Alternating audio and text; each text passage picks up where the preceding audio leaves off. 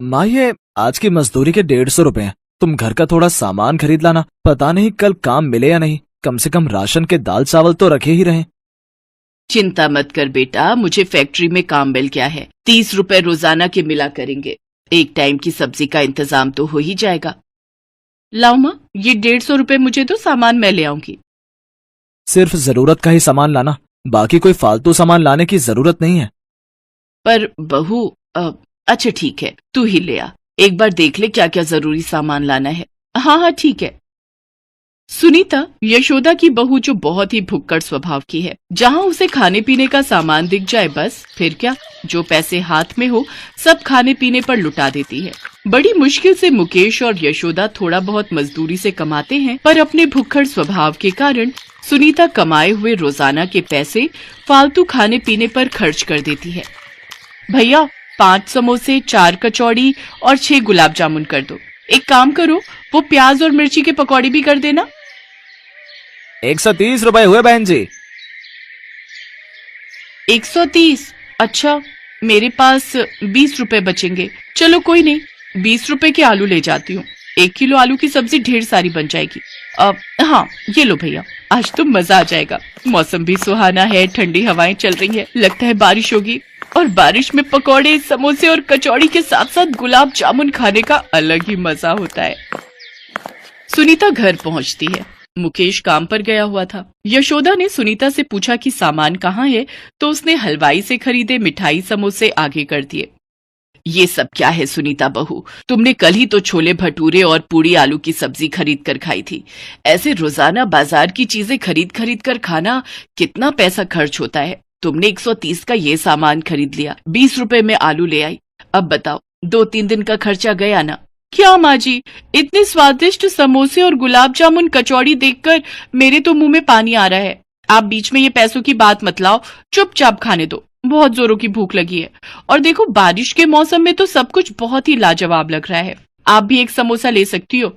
वैसे आप आधा ही खाओ, आपको वैसे भी ब्लड प्रेशर रहता है ना। बस फिर क्या था, सुनीता ने थाली सजाई और फटाफट खाने के लिए बैठ गई। और कुछ ही मिनटों में उसने सब कुछ खाकर खत्म कर दिया। शाम को जब मुकेश आया तो उसने देखा सिर्फ आलू की सब्जी बनी है। क्या बात है सुनीता, आज आलू में ना टमाटर है ना प्याज है ना अदरक लहसुन। तुमने ऐसे ही नमक मिर्च डालकर आलू बना दिए। कम से कम जीरा तो डाल देती। कहाँ से डालेगी, घर में कुछ होगा तभी तो। सारे पैसे तो इसने फालतू की हलवाई की दुकान से सामान खरीदने में लगा दिए।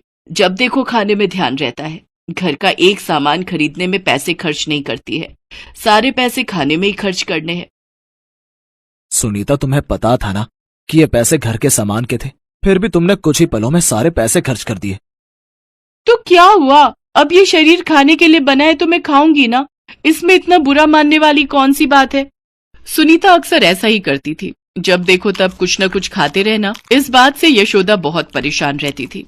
अब सुनीता भी अपनी सास और पति के ताने सुन सुनकर तंग आ गई। एक दिन सुनीता को एक साधु बाबा मिले। सुनीता ने उनसे अपनी परेशानी कही तो साधु बाबा ने सुनीता को एक पतीला दिया और बोले, बेटी, इस बात को याद रखना, ये पतीला दिन में सिर्फ 3 समय के भोजन में ही उपयोग करना है।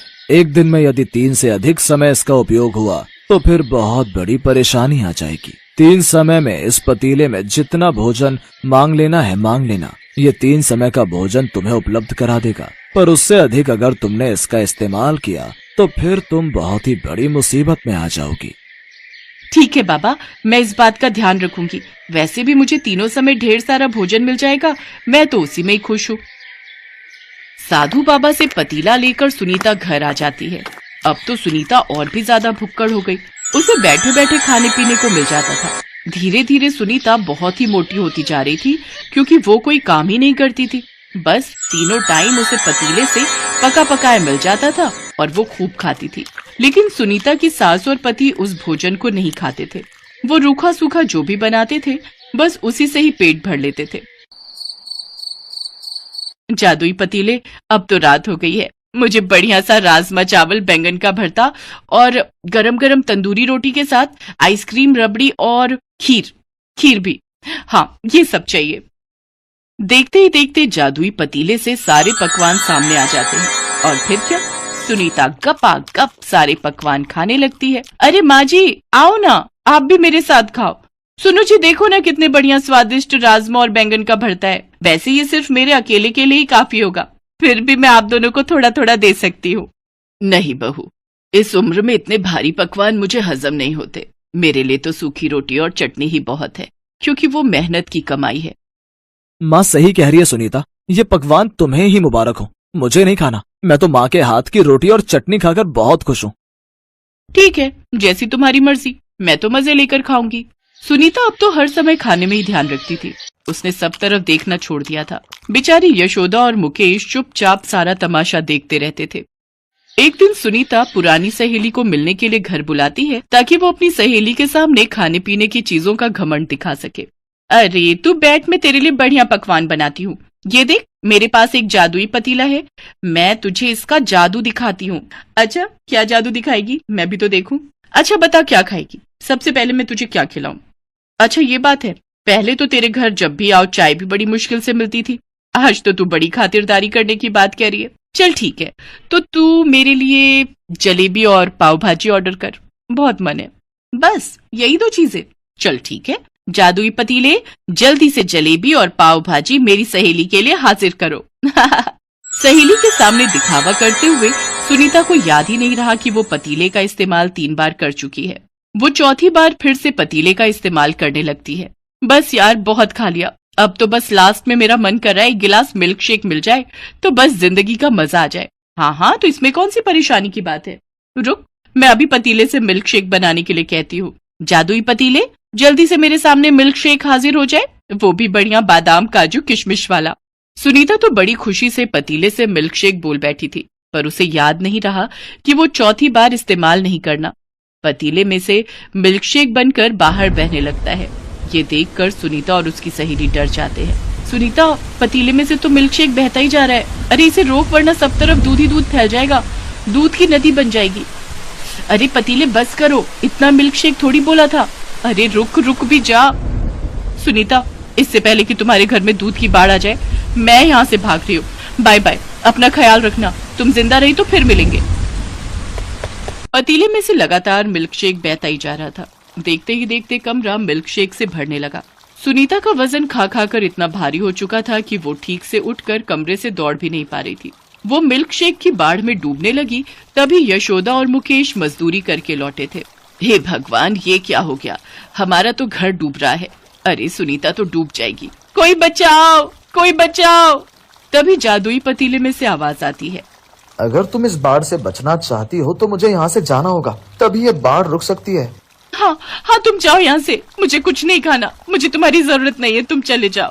सुनीता देखती है उसके ऐसा कहते ही जादुई पतीला वहाँ से गायब हो जाता है और उसके साथ ही सब कुछ पहले जैसा हो जाता है। सुनीता रोने लगती है। ये सब मेरे लालच के कारण हुआ, मेरे भुक्खड़ स्वभाव के कारण आज मैं मरते मरते बच गई। माँ जी मुझे माफ कर दो, अब मैं उस चीज की कभी इच्छा नहीं करूंगी जो मेरे बस में नहीं, जितना है उतने में ही सब्र करूंगी। बहुत बड़ी गलती कर दी मैंने आज, जरूरत से ज्यादा खाकर मैंने अपना शरीर भी खराब कर लिया और सहेली के सामने दिखावा करके आज जो मैंने भूल की उसमें मेरी जान भी जा सकती थी। मेरी सहेली तो मुझे बीच मझधार में अकेला छोड़कर चली गई। सुनीता अपनी सास के गले लगकर रोने लगती है। वो घबरा गई थी। ना बहू ना, रोते नहीं, कोई बात नहीं, सुबह का भूला शाम को घर आ जाए तो उसे भूला नहीं कहते।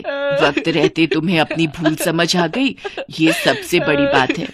यशोदा को और मुकेश को पता था कि सुनीता को बाजार के खाने पीने की आदत है, इसलिए अब वो खुद से ही थोड़ा बहुत जितना बन पड़ता उसके लिए खरीद कर ले आते थे।